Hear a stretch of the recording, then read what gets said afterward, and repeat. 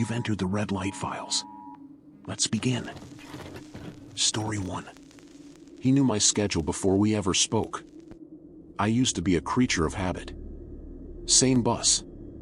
Same stop.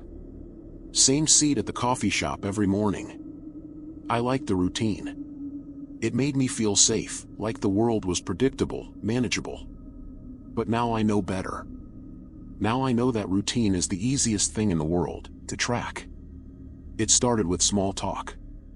This happened in 2019, when I lived in a mid-sized city in Oregon.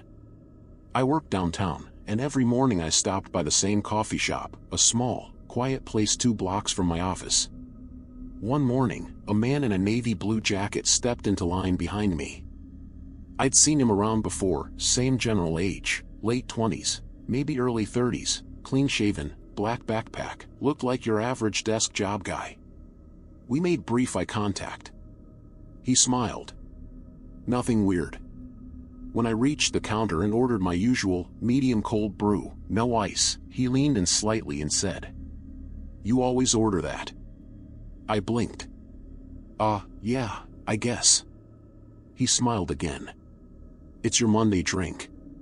Thursdays you get hot coffee." I froze a little. "Do I know you?"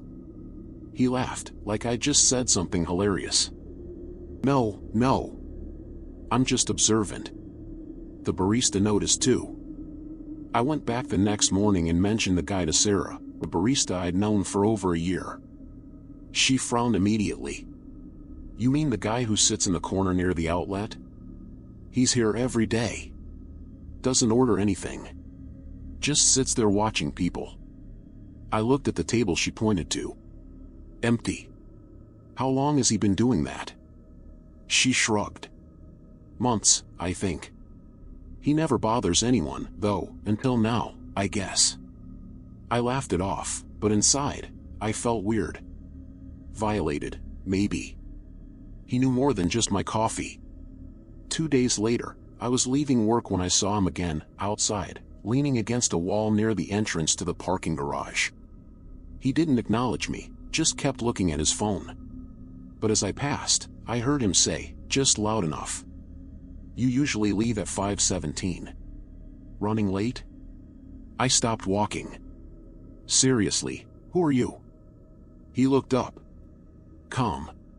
Polite. "Nobody. Just a guy who likes patterns." Then he walked away. I reported it. I told building security. They took it seriously, or at least pretended to. A few days passed without incident. Then I got an envelope in my apartment mailbox. No stamp. No return address. Inside was a single piece of paper. Typed, "You changed your route today. But I still saw you. Blue coat. Left hand in pocket. Phone in the right. You don't notice the camera on 3rd and Pine, but I do." My hands were shaking. I called the police. They said unless he made a direct threat or tried to harm me, there wasn't much they could do. I tried to break my routine. I stopped going to the coffee shop. Started working remotely 2 days a week. Changed my routes. Switched up my schedule completely. Weeks passed. Nothing happened. I started to breathe again. Until the night I came home and saw my apartment door, slightly open. Nothing was missing. Nothing broken. But my laptop was on. A Word document was open. It just said, "You forget that change is also a pattern. Final update." I moved across the country a month later. New phone. New email. New job. No social media. It's been 3 years. Nothing since. But sometimes, when I pass a reflective window, I catch a glimpse of someone behind me. And every time, they're wearing a navy blue jacket. Story 2. The missing person poster was of the man sitting across from me. I take the late bus home from work. Always have. My shift ends at 10:15 p.m., and the last bus out of downtown leaves at 10:42. It's usually empty, Just a few night shift workers and the occasional college kid passed out with headphones on. I sit near the back. Window seat, second row from the end. Every night, same spot. I'm a creature of habit. This happened about 4 months ago. I haven't taken the bus since. It started like any other night. I was tired, earbuds in, half watching the city lights blur past. We just pulled out from the downtown hub, picking up the last wave of passengers. That's when I saw the poster. It was taped to the window just across from me, facing inward. You know the kind, missing in bold black letters, a grainy photo of someone smiling stiffly. Beneath it, name, age, last seen, followed by a tip line. But this time, the face was familiar. I stared for a second. The man in the photo had short brown hair, a light beard, and wore a gray hoodie. He looked mid-30s, maybe. Tired eyes. A crooked smile. Then I looked up. And he was sitting right in front of me. Same face. Same hoodie. Same expression. He was about 2 rows ahead, across the aisle. Not looking at me, just staring out the window, hands in his lap. At first, I thought it was a joke. A prank. Maybe some viral marketing thing. But the longer I looked, the less funny it felt. I took my phone out and snapped a picture of the poster, then tried to get one of him, discreetly. But the bus hit a bump and the flash went off. He turned around. Just slightly. And smiled. He knew. The smile wasn't friendly. It was tight. Controlled. Like he was trying to decide something in real time. I quickly looked down, pretending to scroll through my phone. When I glanced back up, he was still staring at me, this time fully turned around in his seat. I wanted to get off at the next stop, but it was still 10 minutes away. That's when I got the message. On my phone. From an unknown number. "Why'd you take my picture?" I froze. I hadn't posted it. Hadn't sent it to anyone. Another message came in. "Don't get off early. That would be rude." I panicked. I blocked the number, heart pounding, and rang the stop request bell anyway. I wasn't staying on that bus. When it slowed, I grabbed my bag and got up. As I passed him, he reached out and brushed my arm lightly. "Wrong stop." That's all he said. I got off anyway. Watched the bus pull away, taillights fading. I was 3 miles from home. I called a rideshare, waited in a well-lit gas station. The poster wasn't there the next day. I went to the police station the next morning with the photo I'd taken. They ran it through their system and said there were no active missing person cases matching that man's face or name. I asked if someone could have taken the poster down. They said no reports of one like that had come through at all. I went back to the bus stop. Checked every post, every window. Nothing. No tape residue. No torn edges. Just gone. Then I got another message. A week later, 2:14 a.m. Same unknown number. "Thanks for not telling." Then, "Let's keep it that way." I didn't sleep that night. I haven't used public transit since. But sometimes, when I'm driving alone, I'll glance at the cars around me. And every so often, I'll see him. Just sitting in the passenger seat of a car 2 lanes over. Looking straight ahead. Smiling. Story 3. My coworkers' stories are always about people who go missing, then they actually do. I've worked in the same office for 6 years. It's a small insurance firm, mostly paperwork, phone calls, and awkward birthday celebrations in the break room. The people here are pretty normal. Boring, even. And I like it that way. Then she got hired. Her name was Marissa. Mid-30s, quiet, sharp-eyed. Came in as a temp to help with claims overflow.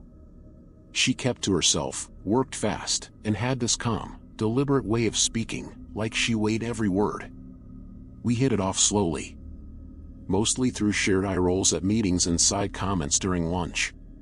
Nothing deep. Just office camaraderie.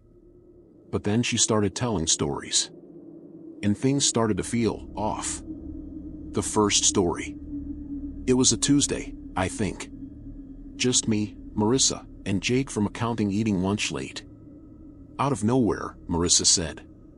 My neighbor disappeared once. Middle of the night. Left his keys and wallet behind. Cops never found anything. She said it like you'd comment on the weather. Calm. Detached. Jake asked what happened. She just shrugged. No one really noticed he was gone until his plants died. We laughed. Dark humor, right? But 2 days later, Jake didn't show up to work. We got an email saying he'd taken personal leave. Then another, saying he'd officially resigned. No warning. No goodbye. That's when I remembered her story. Coincidence? Maybe. I didn't connect it at first. Until 2 weeks later, in the break room, she told another one. This time about a woman from her old job. She used to stay late, like, every night. One day she stopped showing up. Her car was still in the lot. No one could find her apartment. I half joked, you sure these people didn't just quit? She looked at me and smiled. No. They didn't quit. The next Monday, our supervisor, Ellen, didn't come in. We thought it was the flu. But then HR told us she hadn't called. Her phone was off. Her emergency contact hadn't heard from her either. That was the first time I felt cold down to my bones. I started tracking the stories. I'm not crazy. I know how this sounds. But I started keeping notes. Every time Marissa told a story, I wrote down the details, who it was about, what happened to them, how they disappeared. And every single time, within a week, someone connected to our office went missing, resigned suddenly, or stopped showing up altogether. One guy left mid-shift and never came back. Another had his apartment cleaned out overnight. Always quiet. Always fast. No goodbyes. And always after she told a story. I asked her about it. One night, we were both staying late. I brought it up, lightly. You ever notice how your stories sort of come true? She didn't look up from her keyboard. Maybe they were always true. I laughed nervously. So, what, you're psychic? She stopped typing. Looked at me directly. No. I just remember things before other people do. I didn't know what to say to that. Then she told a story about me. Last week. We were in the stairwell, between floors. She was sipping coffee, watching the rain through a small window. Then she said, I knew someone once who kept a little notebook. Wrote down things that didn't make sense. Thought he was keeping track. Thought he was figuring it out. I didn't breathe. She turned to me, still calm. He disappeared too. Then she walked upstairs like nothing happened. I burned the notebook. That night, I went home and tossed it in the fireplace. Every page. Every date. Gone. I thought maybe that would change something. But this morning, Marissa wasn't at her desk. There was no email. No message. Just a single sheet of paper in her chair. Typed. You'll be next.